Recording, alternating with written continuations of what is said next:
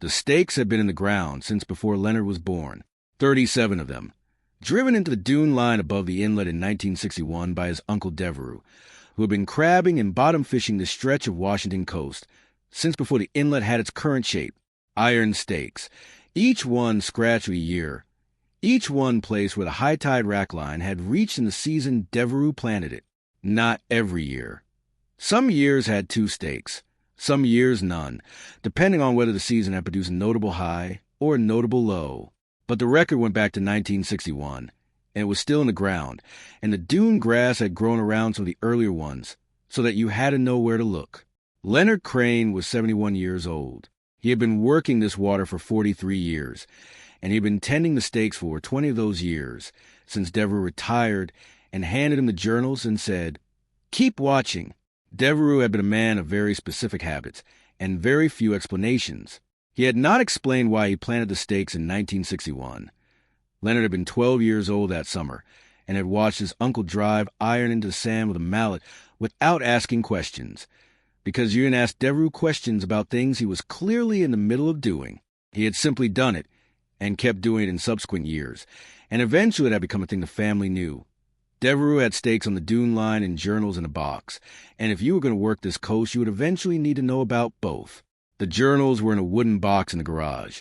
Devereux's entries from 1961 to 1994, and Leonard's own entries from 1994 to the present. Devereux had kept them in a small, meticulous hand, noting not just the rack line's position relative to each stake, but the weather of the season, the storm activity, the unusual events. He had not been an educated man in any formal sense.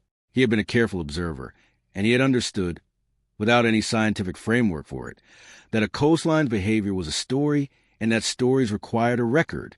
Leonard had read the journals so many times he had absorbed them. He knew them the way he knew the inlet, not as an external document, but as internal geography, available without looking. Devereux's handwriting was compressed and precise. The entries dated and indexed to specific stakes were relevant. The notation system self-consistent across 33 years. When Leonard had taken over the journals in 1994, he had spent 2 full winters reading the earlier entries before he started writing his own, because he needed to understand the system before he could maintain it. He had added to them in his own hand, in the same format Devereux had established for 28 years. The Jetty project had been in the Army Corps of Engineers permitting pipeline for 4 years before the community review session. Leonard had followed it with attention and without alarm. A jetty to stabilize the navigation channel was a legitimate need. The inlet's mouth shifted unpredictably in storm years, and the commercial vessels that used the port had real navigational concerns. He knew several of the captains who navigated this inlet commercially, and the navigation hazard was real. He supported the project's intent. He had attended the preliminary meetings and had not spoken at any of them. He had sat in the back and listened to the engineering presentations and the safety arguments and the economic justifications, and nothing he had heard had connected to what he knew about the rack line, because the presentations covered the inlet and the channel and the navigation, and not the dune line above the inlet or the position of a specific iron stake planted by a specific man in 1962. He had spoken at none of the preliminary meetings because, until 6 weeks before the community review session, he had not connected the jetty's design to what he knew about the rack line. He made the connection in January, sitting at the kitchen table with the project environmental impact statement and the coastal morphology section spread in front of him. He was not an engineer or a geomorphologist. He had read the section twice before he understood it, and he had read it a 3rd time to make sure he understood it correctly. The model predicted rack line migration of 4 to 12 meters inward over the project's 5-year design period, as longshore sediment transport was altered by the jetty's positioning in the inlet mouth. 4 to 12 meters inward. He had read this figure, without particular alarm on his first 2 readings, because 4 to 12 meters was a kind of number that sounded small in a coastal context. Then he had gone to the garage and looked at the journals. He went out to the dune line the following morning and walked the stakes. He had walked them regularly for 28 years, the way Devereux had walked them for 33 years before him. The stakes were not all obvious in the path. Some of the earlier ones, from the 1960s and 1970s, were half buried in the dune, the iron barely showing above the grass. He knew them by position, by the sequence, by the specific way the dune line curved between the third stake of 1968 and the first stake of 1970. 28 years of the same walk. He stopped at the innermost stake, a 1962 entry, the most landward position ever recorded in the 60-year dataset, and looked at how far the current rack line was from it. He estimated the distance the way he had estimated hundreds of distances on this beach, by pace and proportion, confirmed against the stake sequence. 8 meters, the model's minimum predicted migration. 4 meters, would bring the rack line to within 4 meters of the most landward position ever recorded. The model's maximum, 12 meters, would push the rack line 6 meters past any position documented in 60 years of Devereux's and Leonard's combined record. He drove to the community review session. The session was held at the port's meeting room on a Thursday evening, about 60 people attending. The engineering firm's coastal morphologist, a careful woman named Dr. Ewan, made a professional presentation covering the jetty's design rationale, the sediment transport modeling, the predicted morphological changes. Leonard waited for the comment period. He described the stakes, their number, their age, their placement method. He described the journals, 60 years of rack line position data, storm season correlation, the historical range. He said, the model predicts migration of 4 to 12 meters. The current rack line is 8 meters from the most landward position ever recorded in 60 years of observation. The model's minimum migration brings us to 4 meters from a record inner boundary. The model's maximum brings us outside any historical precedent. He said, the modeling assumes the current rack line position is near the middle of the normal range, but the current position is already near the inner edge of the range. The acceptable migration window was designed for a coastline in the middle of its historical envelope. We're not in the middle. Dr. Ewan listened carefully. She said the coastal morphology modeling had used the state's standard baseline data for this coastal cell. She said the predicted migration was within acceptable parameters for the project's environmental review. She said that private observational records, however extensive, could not override the modeling baseline without a formal coastal survey. Leonard said, the modeling baseline doesn't know about the 1962 stake. Dr. Ewan said she would note the concern and the existence of the stake-in journal system in the project record. She also said, and Leonard appreciated the honesty of it, that private monitoring records needed to be entered into a formal review process through specific channels that the current project's comment period did not provide. She said he might consider contacting the state's coastal monitoring program. Leonard said he would think about it. He did not have the time or the knowledge of that specific bureaucratic pathway to pursue it before the project was approved 3 months later. The storms came in February of the jetty's second operational year. Not unusual storms for this coast, but an active sequence for systems in 6 weeks, each one driving surge higher than the last. Leonard walked the dune line after each system and marked what he saw. The rack line was moving inward. He had expected this. What he had not expected was the rate. By March, the rack line had migrated 9 meters. In 6 weeks of storm activity, the migration had exceeded the model's 5-year minimum. Leonard's first instinct was that the storms were responsible, that the migration he was seeing was storm-driven rather than jetty-driven, the kind of episodic extreme event that coastal systems experienced and recovered from. He had seen similar migrations in previous storm seasons, documented in the journals, and the rack line had returned after all of them. He had a specific year to think about, 1998, when a comparable active winter had driven the rack line inward by 11 meters, and everyone on the coast had been talking about it. The journal showed the 1998 migration, and they showed the 1999 and 2000 recovery. He had lived through that event. He remembered it. He wrote in his own journal that spring, storms driving in a migration consistent with previous active seasons. Monitoring for recovery. Compare against 1998. He watched through the summer. The rack line did not recover. In a normal storm year, the rack line retreated landward during active weather and then returned seaward in the calmer summer months as longshore transport rebuilt the beach. This summer, the rebuilding was slower than the journal suggested it should be. By August, the rack line was still 7 meters inward from where it had been the previous October. Before the jetty's second season began, he pulled the journals. He looked at every previous storm season of comparable intensity, the 1998 season he remembered, the 1983 active winter, the 2007 sequence that had eroded the northern spit. In every one, by August, the wrack line had recovered to within 2 or 3 meters of its pre-storm position. The coast's own sediment transport dynamics had rebuilt the beach face. That was how the system worked. That was what 60 years of journals showed. Not this summer. He went back to the dune line and stood at the 1962 stake. The current wrack line was 3 meters from it. He drove to the state's coastal geology office in October and asked if anyone had access to historical coastal surveys for this inlet area. The geologist he spoke with, a young woman named Dr. Lim, who was doing her dissertation on coastal morphology change in Pacific Northwest inlets, pulled the available survey archive for the area. She found 3 surveys, 1974, 1985, and 1997. She also found something Leonard hadn't known to ask for. She found a 1978 survey, a detailed morphological assessment of the specific inlet conducted by the Army Corps of Engineers before a temporary navigation structure installation in 1977.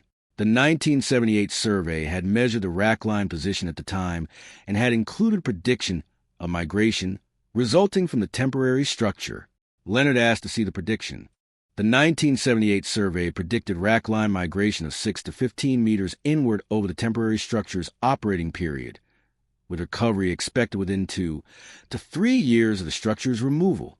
The temporary structure had been removed in 1982. Leonard went back to the journals. In Devereux's 1977 entry, new navigation structure going in at the inlet mouth, watching the wrack line. In the 1978 entry, migration beginning. Same direction as previous anomalous years, but faster. In 1979 and 1980 and 1981, the entries tracked the wrack line moving inward.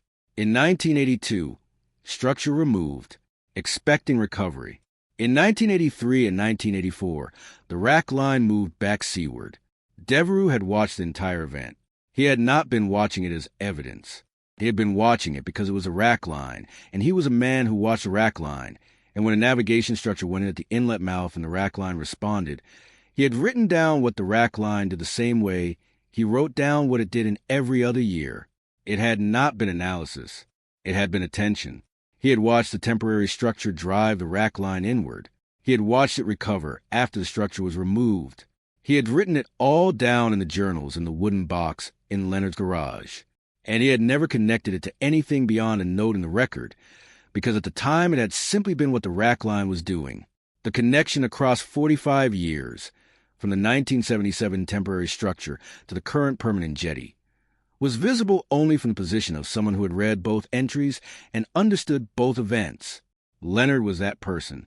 He had not expected, reading a 1977 journal entry in a kitchen in October, to find the precedent for what the coast was doing now. Dr. Lim was interested in a way that was different from politely interested. She had asked a specific question about the 1977 to 1982 period, and when Leonard had described the journal's entries from that period, she had been quiet for a moment and then said, "Do you still have those volumes?" He had said, "I have all of them." She had asked if she could come and read them. She spent 2 weekends at Leonard's garage reading the journals. She walked the stakes with him on a November morning, cold and clear, pulling aside the dune grass from the older iron markers and reading the scratched years.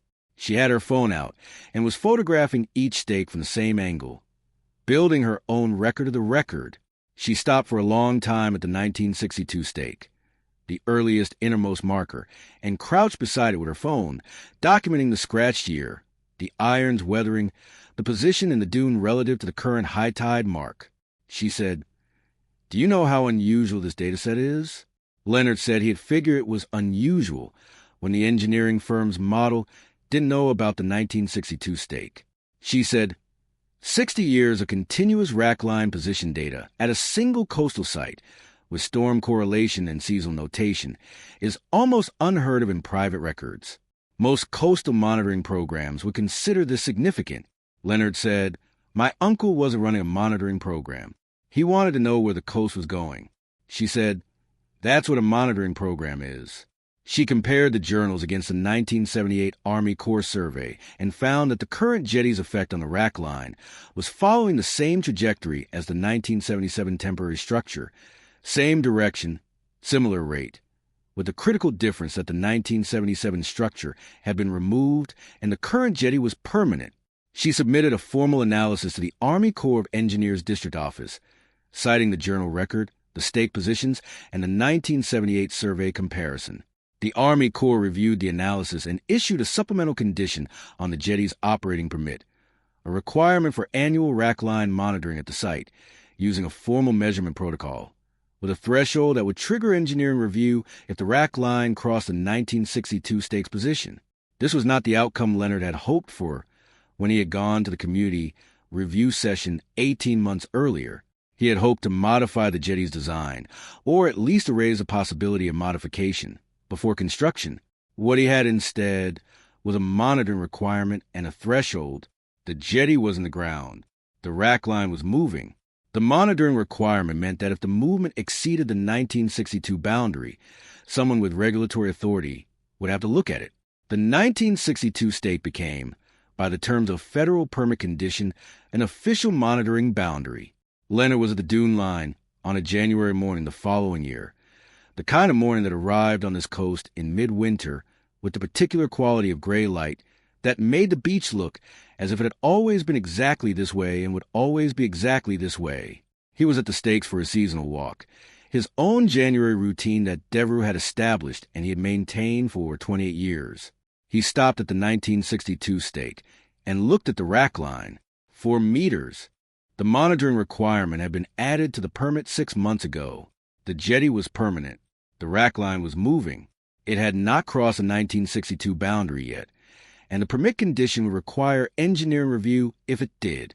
Whether that review would produce any modification was a question he could not answer. He looked at the stake, iron, weathered, the years scratched into the metal in Devereux's hand in the kind of deep scratch that required effort and a specific tool and the intention to make something permanent. 1962. Planted when Leonard was 11 years old, when his uncle had decided that the coast behavior deserved a record even if no one had asked for one, even if no one would ever ask, even if the record sat in a wooden box for 60 years without being anything more than a box of journals in someone's garage. He thought about Devereux walking these stakes alone for 33 years, adding to the journals in his small, meticulous hand, watching the coast the way Leonard had learned to watch it, not for any particular reason except that the coast was doing something and it seemed important to note what it was. He thought about the specific morning in 1994 when Devereux had handed him the journals and said, "Keep watching." Not, "Here is a valuable record." Not, "This will matter someday." Just, "Keep watching." As if the watching were the point and the record were simply what watching produced when you had enough patience and a pen. He thought about the 1977 temporary structure entry and the 1982 recovery entry. Devereux had watched the whole thing without knowing it would matter 60 years later. He had simply written it down because it was a rack line, and the rack line was what he was watching. Leonard added his own January notation to the current year's journal. Rack line at 4 meters from the 1962 stake. Monitoring protocol active. Watching. 1962 stake still standing. He put the journal back in his jacket pocket, the same jacket pocket he had carried a journal in for 28 January walks. He walked the rest of the stakes, all 37 of them, plus the 8 he had added in his own years, the way he walked them every January, the way Devereux had walked them for 33 years before him, the way whoever came after him would need to walk them, if anyone did. He was not certain there would be anyone.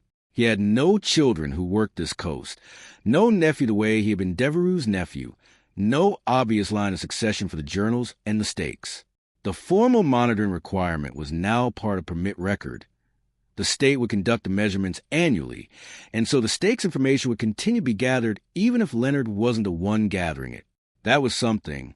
That was more than the 1962 stake had been, before January when it had been only iron and sand with a scratched year. The coast was doing what the coast was doing. Someone needed to be watching it. He was still watching.